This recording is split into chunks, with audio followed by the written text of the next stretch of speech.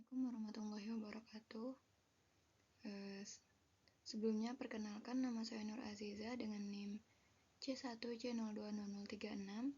Di sini saya akan mempresentasikan materi tentang aspek keperlakuan pada audit internal. Nah, di sini pada kesempatan kali ini untuk memenuhi tugas dengan dosen pengampu Dr. Wirmi Eka Putra, SEMSI CIKNR CSRS. Selanjutnya, yang pertama itu membahas tentang motivasi audit internal. Nah, banyak penulis yang menulis tentang motivasi. Sebagaimana diketahui, motivasi merupakan alat bantu keperilakuan terbesar bagi audit internal. Dalam teori motivasi, dikenali apa yang disebut dengan 5 kebutuhan pokok Maslow. Nah, 2 dari kebutuhan pokok tersebut yang tertera pada layar PPT. Yang pertama itu ada kebutuhan menjadi bagian dari organisasi. Kebutuhan menjadi bagian dari organisasi ini, organisasi bagian audit, merupakan bagian dari keseluruhan organisasi yang berdedikasi untuk memperbaiki operasi organisasi tersebut. Yang kedua, menghormati diri sendiri dan orang lain.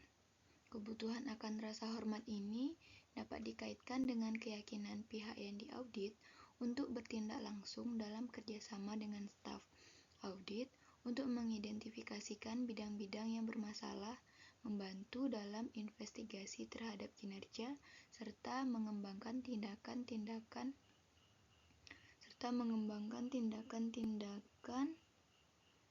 koreaktif.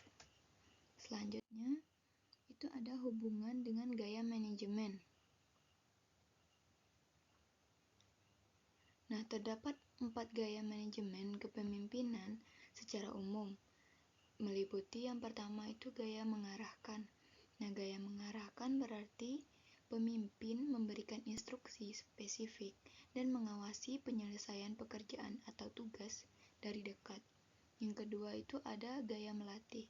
Nah, gaya melatih berarti pemimpin tidak hanya memberikan pengarahan dan mengawasi penyelesaian tugas dari dekat, tetapi juga menjelaskan keputusan, menawarkan saran, dan mendukung kemajuan bawahannya. Selanjutnya itu ada yang ketiga, gaya mendukung. Gaya mendukung berarti seorang pemimpin memudahkan dan mendukung upaya bawahan untuk menyelesaikan tugas, serta berbagi tanggung jawab dalam pembuatan keputusan dengan bawahan.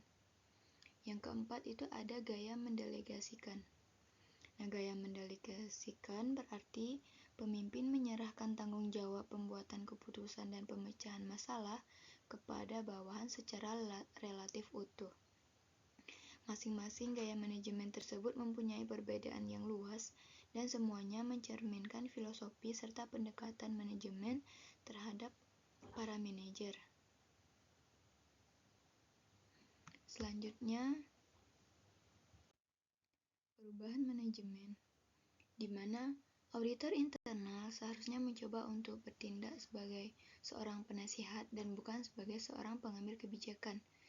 Ini berguna untuk mengurangi konfrontasi dan sifat statis, di mana auditor internal seharusnya meyakinkan bahwa perubahan adalah evolusi dan bukan revolusi. Perubahan seharusnya dipandang sebagai perbaikan suatu operasi yang sebenarnya tidak salah. Audit hanya membantu membuat operasi tersebut menjadi lebih efisien dan efektif. Nah, walaupun pada saat sekarang operasi tersebut tidak rusak atau cacat, tetapi operasi tersebut akan dapat diperbaiki lebih jauh lagi dengan bantuan pihak yang diaudit.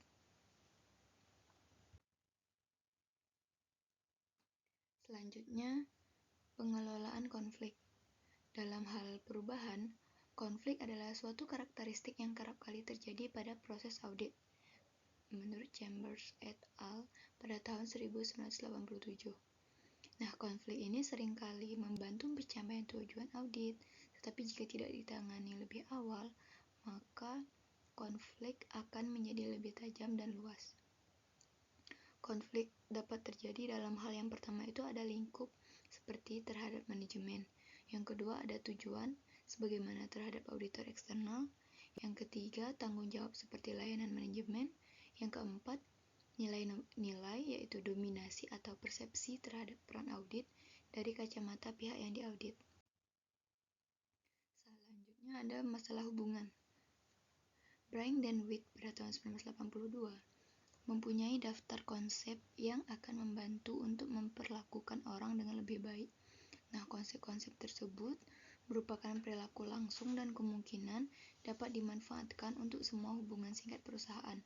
Konsep-konsep tersebut meliputi yang pertama, konsep bahwa ingat, terdapat variasi umum dalam kemampuan dan sifat-sifat dasar individu. Yang kedua, pengaruh terbesar terhadap perasaan-perasaan dan emosi seharusnya juga dipertimbangkan. Yang ketiga, keragaman persepsi seharusnya juga dipertimbangkan, di mana staf pihak yang diaudit tidak memandang dengan cara yang sama seperti yang dilakukan oleh staf audit. Kemudian, karakteristik umum individu. Menurut Brink dan Witt juga pada tahun 1982 telah membuat suatu daftar mengenai karakteristik kelompok individu dari orang-orang yang berada dalam berbagai tingkatan. Nah, auditor seharusnya mempertimbangkan hal tersebut karena hal itu berpengaruh terhadap kepribadian, sikap, dan aktivitas. Pengetahuan dan pertimbangan atas perbedaan ini dapat membantu untuk memastikan hubungan yang lebih harmonis. Selanjutnya ada komunikasi secara efektif, di mana komunikasi terdiri atas wawancara, musyawarah, laporan lisan, dan laporan tertulis. Perintah seorang auditor dengan menggunakan komunikasi yang efektif merupakan cara yang positif untuk menciptakan lingkungan yang harmonis dalam menjalankan audit. Kemudian, menghadapi banyaknya oposisi.